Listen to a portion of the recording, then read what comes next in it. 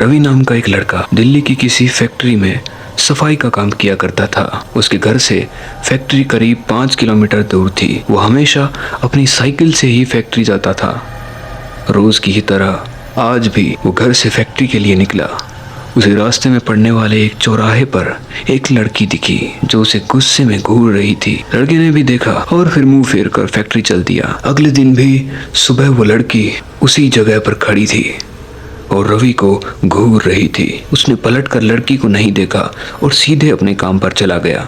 रोजाना इसी तरह हफ्ते भर वो लड़की चौराहे पर खड़ी होकर रवि को घूरती थी और रवि उसे अनदेखा करके फैक्ट्री चला जाता। करीब 7 दिन बाद रवि फैक्ट्री जा रहा था तो उसे वो लड़की उस जगह पर खड़ी नहीं दिखी। रवि के मन में हुआ आखिर क्या हुआ होगा कि वो लड़की वहाँ नहीं है। रवि ने सोचा कि उस लड़की से कुछ पूछने या बात करने में भी इतना डर लगता है क्योंकि वो बुरी तरह घूरती है। इन्हीं ख्यालों के साथ वो फैक्ट्री पहुंचा और साफ सफाई का काम करके शाम को घर लौट गया। वो लड़की एक हफ्ते तक उस चौराहे पर नहीं दिखी। एक दिन शाम को वो लड़का घर पहुंचा तो उसे अपने बेड पर एक चिट्ठी मिली। उसमें लिखा था, मेरा नाम प्रीति है। मैं तुम्हें 1 हफ्ते पहले रोज एक चौराहे पर दिखती थी। कल शाम तुम वहीं पर खड़े होकर मेरा इंतजार करना। उस चिट्ठी में एक फोटो भी था जो उसी चौराहे पर खड़ी लड़की से मिल रहा था। लड़के के मन में हुआ कि आखिर इसे मेरे घर का पता कैसे मिला और ये चिट्ठी मेरे बेड तक कैसे पहुंची। इसी सोच के साथ वो सो गया। अगले दिन उठकर जब काम में जाने लगा तो उसे चिट्ठी वाली बात याद आई। साइकिल से वो सुबह फैक्ट्री पहुंचा और दिन भर उसी लड़की के बारे में सोचता रहा। शाम को वो उस चौराहे पर पहुंचकर उस लड़की का इंतजार करने लगा। काफी देर हो गई लेकिन वो लड़की नहीं आई।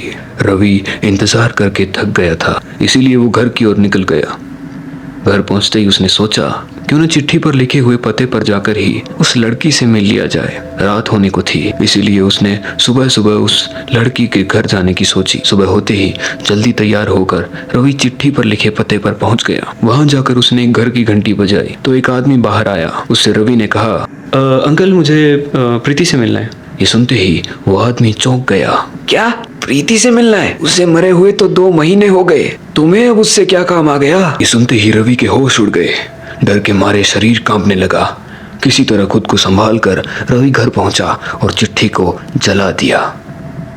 उसके मन में कई तरह के सवाल उठने लगे। वो लड़की जो मुझे रोज मिलती थी वो भूत थी यार, मुझे एक भूत ने चिट्ठी भेजी थी।